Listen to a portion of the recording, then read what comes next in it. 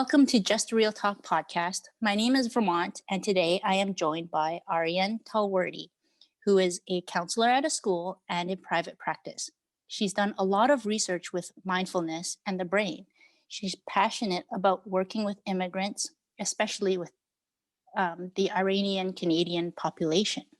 So welcome, Ariane, and thank you for taking the time out of your busy schedule to join me. Hi, Vermont. Thank you for having me. I'm excited to be here. Thank you so much. Maybe we can start off with what your experience was like with mental health in your culture.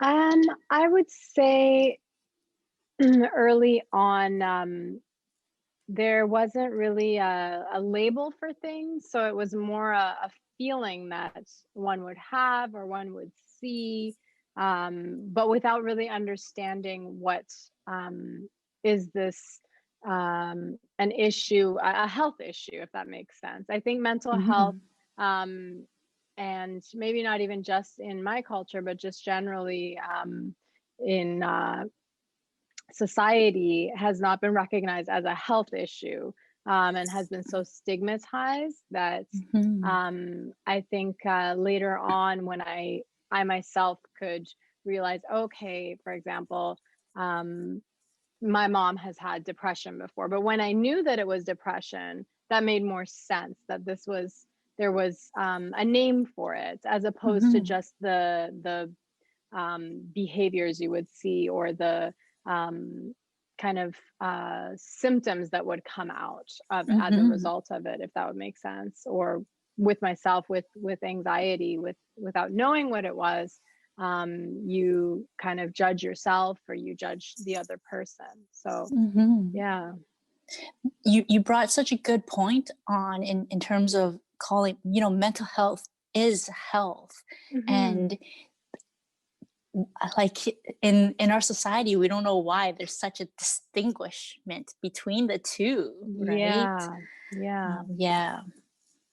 And I can't take credit for that saying. I think I saw it in the Canadian Mental Health Association there, or one of those awareness kind of campaigns. They had said mental health is health, and that really stuck out to me, because it's true. It's just as we go get checkups for our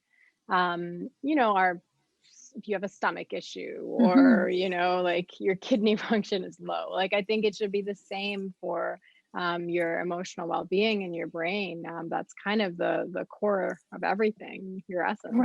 Right. And it's such an important part of our bodies too, right? And then to have such huge, I guess, like stigmas associated with mental health, like we always wonder, like, why is that? I know, I've had this discussion so many times with even friends and colleagues. And why is it that we're so afraid to share if we've had issues with mental health? Why can't it be as open as I have diabetes, or I have a stomach ulcer? I really want it to get to that point where we can just so freely be like, oh yeah, I have an anxiety issue, or I had depression last summer. Just very open about it. And I guess that's my hopes for listeners who are listening, that that this is a space where we can share our stories and not receive that judgment piece. Totally. So I talked to you briefly, and you mentioned you had anxiety growing up. Can you tell us your story and what it was like, and how did you kind of navigate life with anxiety? I think so. We immigrated to Canada when I was very little. I was about, I think, 3 years old.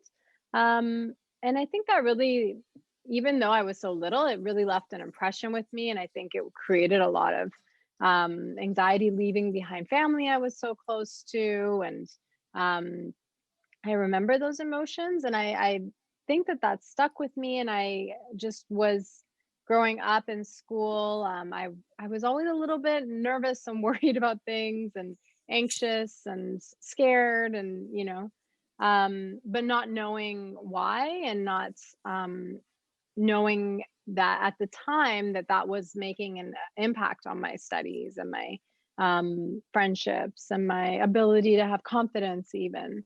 Mhm. Because I think growing up, when I was growing up, it was even worse than it is now. The stigma was even, I think it was even beyond stigma. I think there was just such a lack of awareness Mhm. back then, that um, we had a lack of education regarding mental health.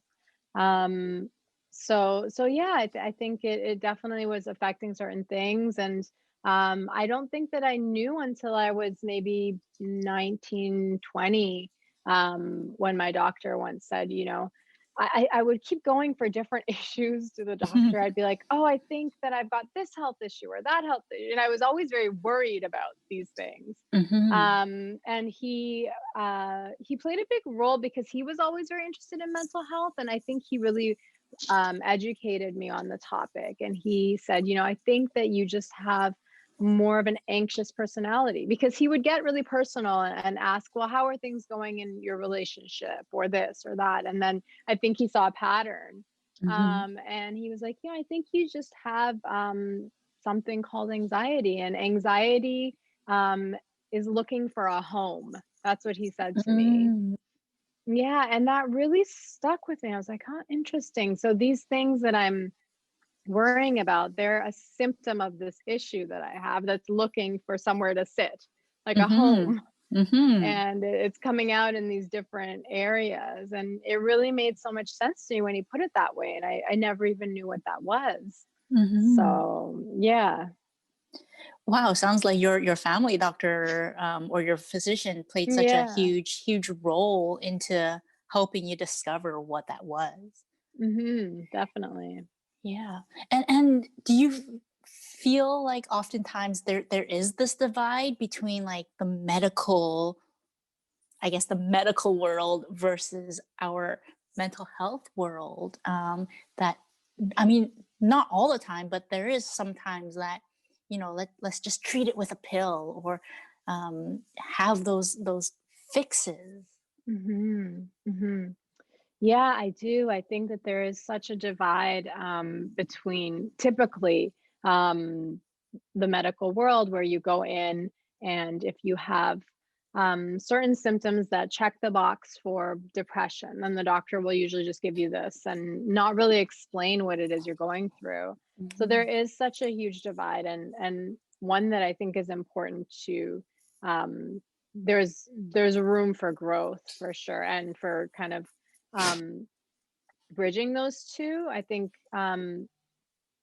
psychology and psychiatry have not really like been um, merged as, I mean, they are now, but before it was more like, just take this. This is what you have, quick in and out, as opposed to those conversations that psychologists or therapists will have with you.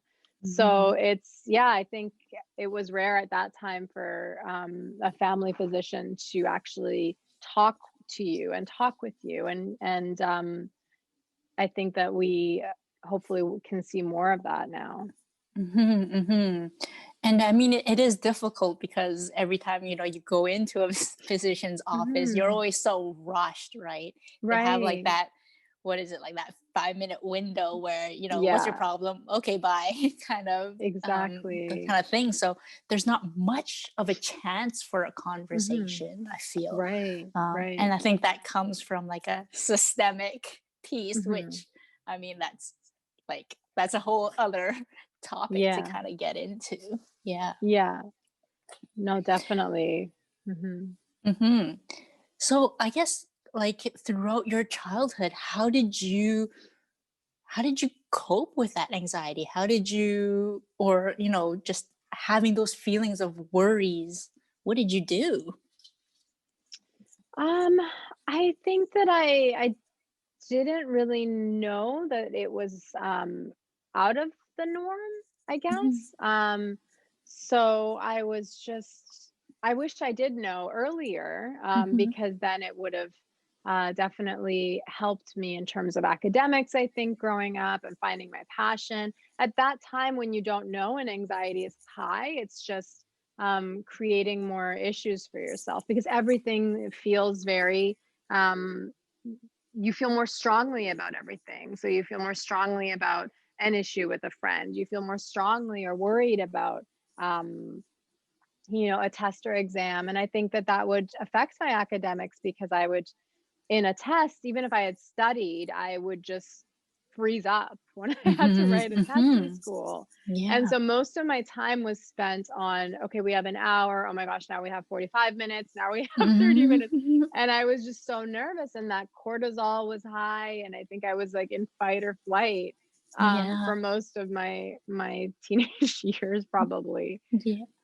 So, And did you think like there was something wrong with like yourself going through that? um, thankfully, I don't think I really did. I thought that I wasn't a good student. I thought Mm. that I was not, a very strong student. That's where it would come out in because I think, I would see it in like, results or my, grades. Mhm. And not until later when I got into university, and I think I knew then that, okay, this is just this looking for a home. That always stuck with me. And I then also began to find my passions, and um, I could manage those feelings better, and I could have more confidence in myself Mhm. because it would become a vicious cycle. For sure. Having those feelings, not doing well in an exam, and then thinking, well, then I'm not a very strong student. And then it just would become a very vicious cycle. And then not having confidence in yourself. So Mhm. ongoing. But once I also tapped into my passion. And I think that's one thing that would be great for kids these days is really early on finding out what they're passionate about, Mhm. and a lot of more positive psychology too. Oh So yeah. and strength based, so strength finding and emphasizing on that, because once you know and you tap in, you're kind of on a roll.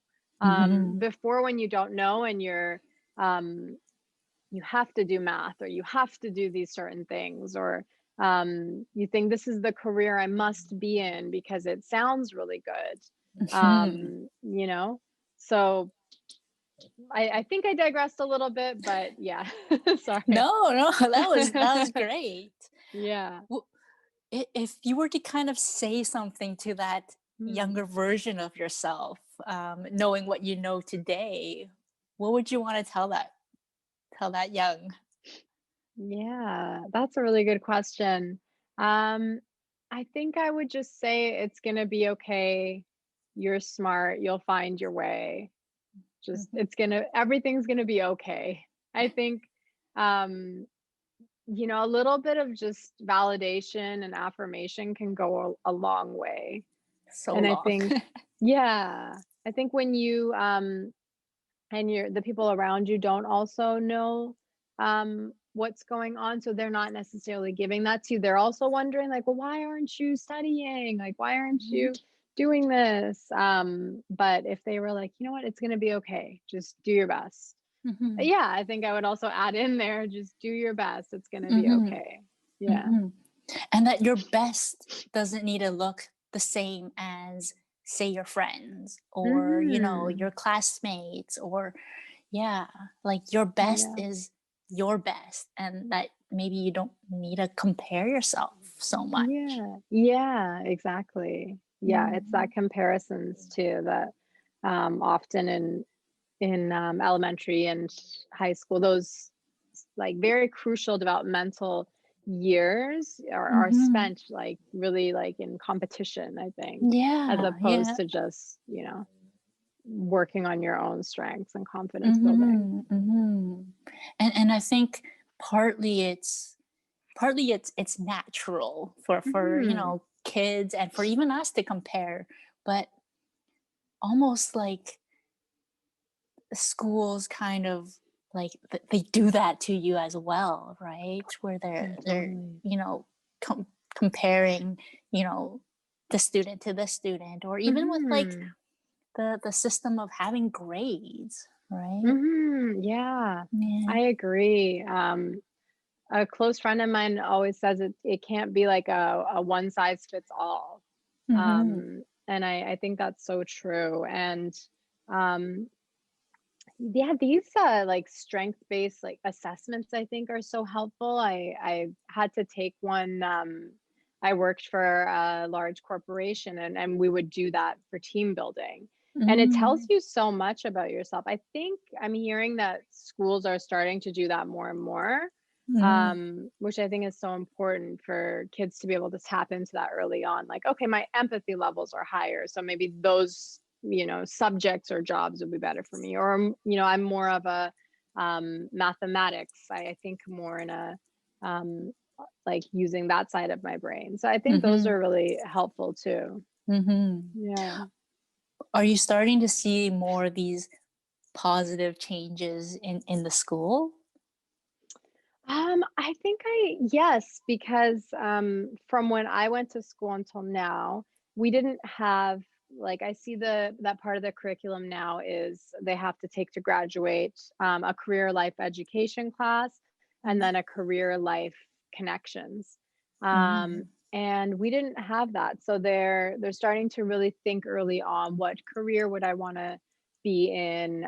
They're doing, little short assessments of finding strengths and tapping into those um, passions and kind of building insight.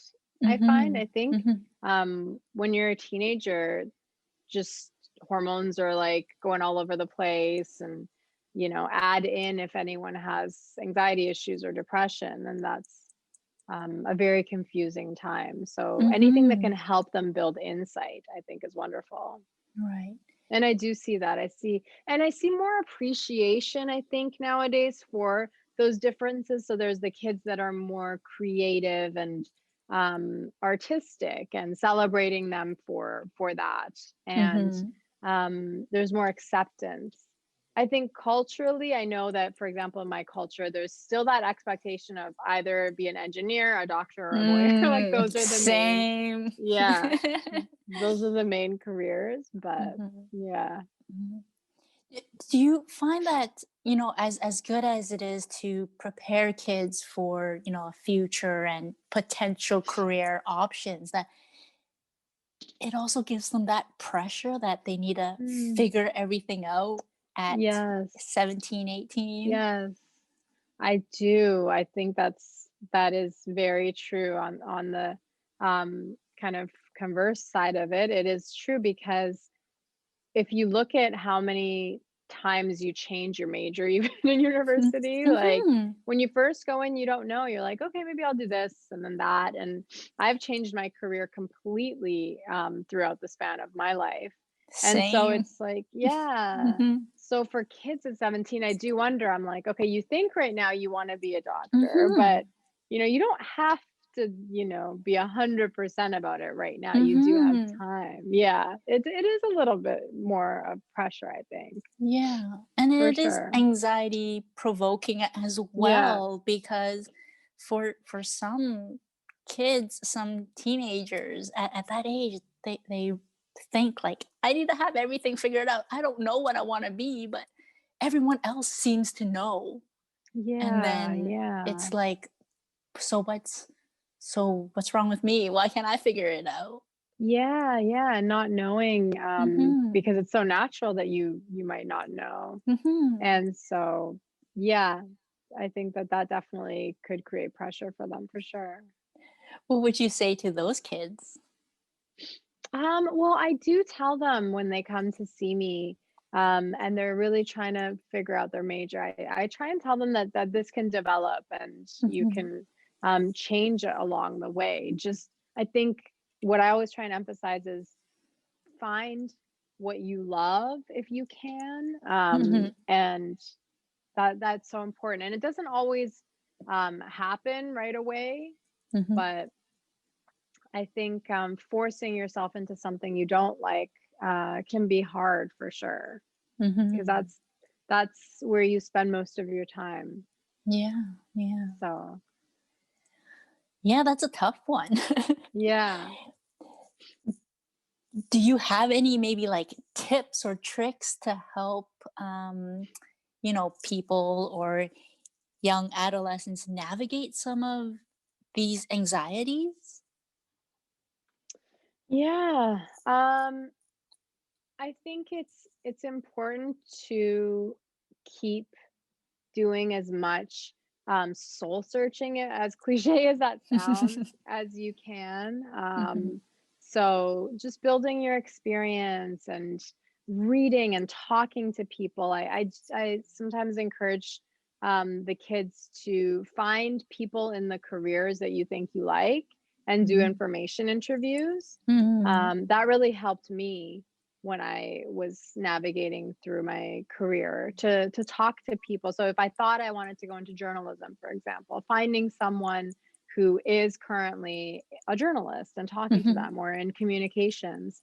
And people are always willing to give information interviews. They're only, 10 to 15 minutes. And I mhm, think most of the time people are willing to kind of pay it forward in that way and help mm, you. mhm, So I think as much information as you can gather, and information interviews, really reaching out and connecting with people, mhm, to see what does a day in the life of a doctor really look like. What does it look like to really study medicine? That's a mhm, very long time that you're going to be in mhm, school. Are mhm, you okay with that lifestyle? Are you, and some people are so passionate about medicine that they're 100% okay with that.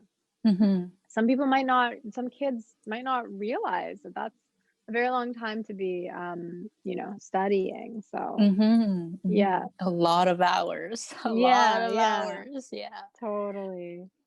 And I guess for kids who maybe don't really know, what would be like the first step in trying to reach out to someone, like a professional or maybe even Mhm.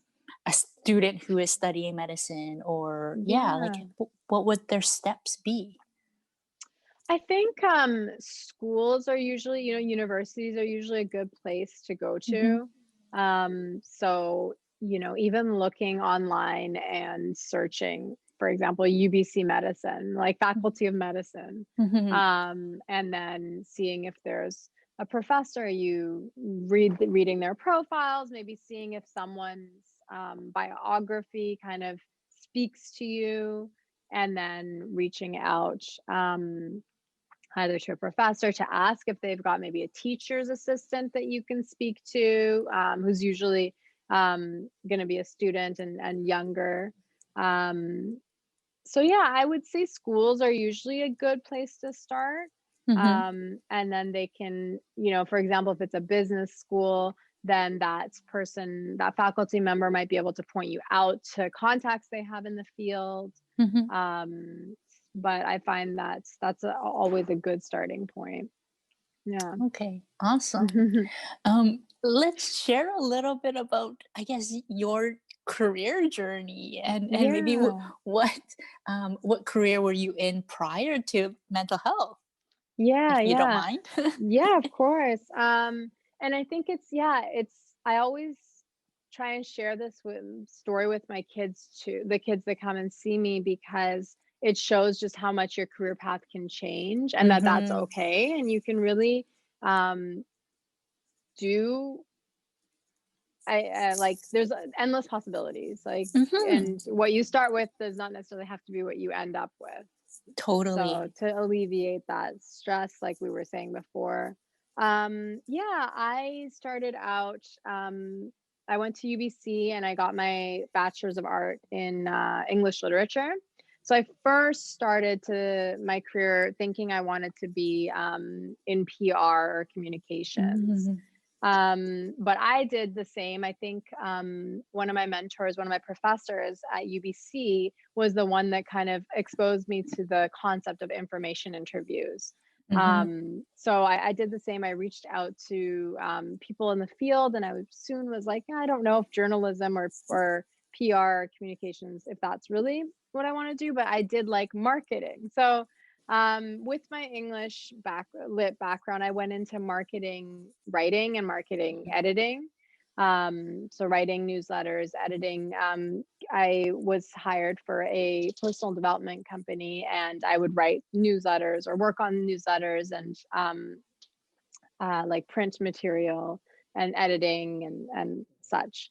And then from there, I was fortunate enough to get hired for a corporation, a telecommunications company, Mm-hmm. um, a large one in Canada, and I was working in their marketing department. So I continued on the marketing path, and I thought that that's what I wanted to do, and I had a really good job and was Mm-hmm. very secure and stable. But I wasn't passionate about it. I wasn't passionate about um, products, like a product. Like I was more passionate about people, if that Mm-hmm. makes sense. Mm-hmm. Um, so like people being my product. So we did one of those personality assessments, like I was mentioning earlier, at a team building event, and I scored really high on my empathy level. Mm-hmm. And I remember my boss at the time was super supportive, and he was like, the careers that came up, there was psychology and nursing and educator and all these things, and I had had my own experience, exposure to mental health myself with my anxiety. I had had relationships where the people had had some mental health issues and family members. So I had been very exposed to mental health personally. And Mm-hmm. I always was kind of that support person for my friends and in my relationships for people that suffered from mental health issues because I knew what it was like. I'd gone through it myself. So when that came up with that assessment, and my boss was like, I think you'd be really good at this. Um, would you be interested in like pursuing a career in that? Like he was just talking to me completely outside of this corporation that we're in, but just as a Mm-hmm. mentor.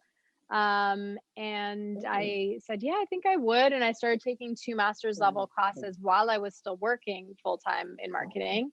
And that's where I just discovered my love for psychology. And I was really just passionate about my work and my homework. And it didn't feel like schoolwork. It felt like Mm-hmm. just fun. Like it was like I enjoyed doing my homework and my assignments and my um those hours that I had to put in. So I realized, yeah, I didn't feel that way before in school growing up. I didn't feel that way even in my undergraduate when I was doing English lit. Mm-hmm. I liked reading, I liked literature analysis, but it Mm-hmm. wasn't the same as learning about the brain, learning about why people behave the way they do, the counseling techniques, for example. Mm-hmm. So I was like, yeah, I think I'm gonna do this. So I started applying for full-time master's programs. I always also wanted to do kind of live away from Vancouver and Mm-hmm. maybe go to school away for a bit. So I started applying and applied for a graduate program in LA. And yeah, and then I really immersed myself in everything mental health. Like I was Mm-hmm. and psychology. I was volunteering at research lab. I was a teacher's assistant. I was um, a research assistant for one of my professors. I was working at the clinic on campus. So I really immersed myself, and I loved it. Mm-hmm. And that was where that career change happened. I was in marketing for 9 years. Wow. Yeah. And then I kind of switched gears, and I see the different um, feelings I have towards work and Mm-hmm. getting up to go to work. And, um, when it goes into the evening and I'm still doing research and I really Mm-hmm. I love to learn about psychology and kind of advance my knowledge. Yeah. Mm-hmm. So, Um, that's a huge piece because a lot of times a lot of people don't realize like if you don't fully love what you're doing, that can really impact your day to day, right? You mhm. don't you don't want to get up in the morning. You don't want Yeah. to go to work. And there's all these extra hurdles if you're Hurdles. doing something you don't fully love or fully believe in. Yes, Mm, totally. Yeah. yeah. And sometimes it doesn't matter, like, where you're, I guess, supposed to be in that Yeah. social life area, right? Mhm. Like, Mhm. it doesn't matter what age you are if you want to change careers. It's kind of about that Mhm. internal happiness that sometimes gets, I guess, neglected, or people don't Totally. realize that.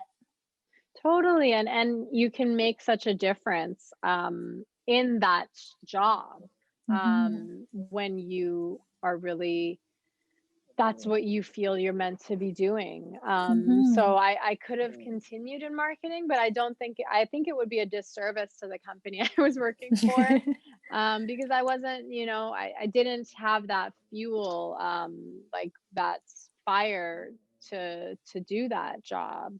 Whereas now I see that, and I think that, as a result, I find that um, yeah, I think that my performance is there's a huge difference in my performance now Hmm. as opposed to then because it's second nature. It's just kind of part of I feel like it's like my purpose, if that makes sense. Yeah, yeah, Yeah. for sure. Mhm. And it's Yeah. it's important to feel like you have that purpose. Yes. It feels Yeah. like you're creating meaning for yourself, right? Mhm. Mhm. Yeah. Yeah.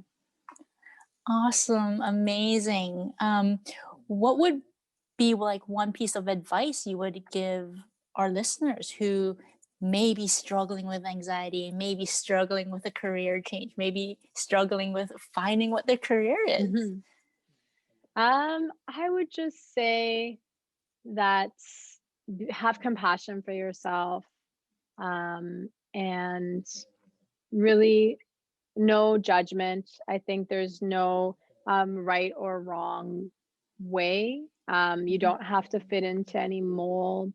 So mhm, if you have issues that are you find that are getting in your way, if you have anxiety or if you have depression, that's okay. That doesn't have to define you.